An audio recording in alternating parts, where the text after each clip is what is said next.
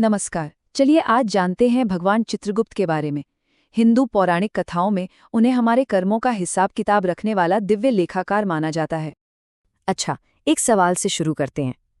कभी ये ख्याल आया है कि हमारे हर काम का, यहाँ तक कि हर सोच का हिसाब आखिर कौन रखता है? इस पूरे ब्रह्मांड की इतनी बड़ी व्यवस्था में हमारी जवाबदेही कौन तय करता है?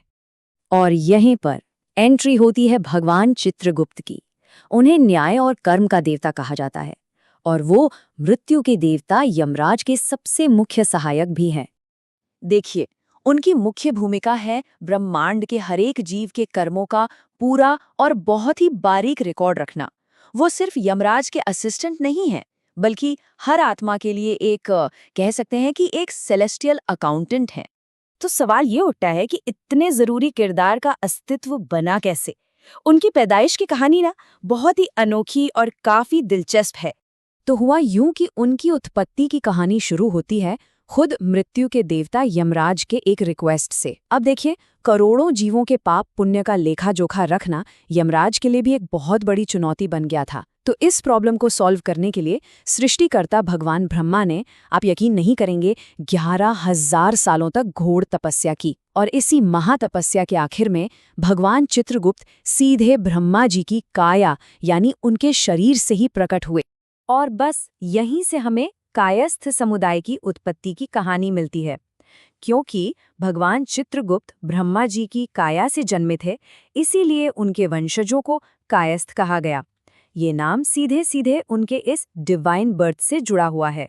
चलिए अब जरा आगे बढ़ते हैं और ये देखते हैं कि इस दिव्य अकाउंटेंट के कर्तव्य असल में है क्या, और ये सिर्फ अच्छे बुरे कर्मों को लिखने से कहीं ज्यादा हैं। आप देखिएगा। तो भगवान चित्रगुप्त के हाथ में एक कलम, दवात और एक किताब होती है। वो हर जीव के कर्मों का हिसाब अग्रसंधानी नाम के खास दिव्य रजिस्टर में लिखते हैं। और मजे की बात यह है कि इस रजिस्टर में सिर्फ हमारे काम ही नहीं, बल्कि हमारा हर एक विचार और हर शब्द भी दर्ज होता है। मृत्यु के बाद यही लेखा जोखा न्याय का आधार बनता है। जाहिर है, ये असाधारण भूमिका उन्हें सिर्फ एक अकाउंटेंट नहीं बनाती, बल्कि दिव्य ज्ञान और निष्पक्ष न्याय का एक बहुत ही शक्तिशाली प्रतीक भी बनाती है। उनका अस्तित्व हमें यही याद दिलाता है कि हर कर्म, छोटा या बड़ा, मायने रखता है।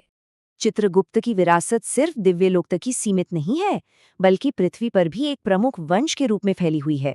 भगवान चित्रगुप्त के 2 विवाह हुए, देवी शोभावती और देवी नंदिनी से, जिनसे उन्हें 12 पुत्र हुए। इन्हीं 12 पुत्रों से कायस्थ समुदाय की 12 प्रमुख शाखाएं निकलीं, जैसे श्रीवास्तव, सक्सेना, माथुर और भटनागर। और आज हर शाखा भारत में एक अलग उपजाति के तौर पर जानी जाती है।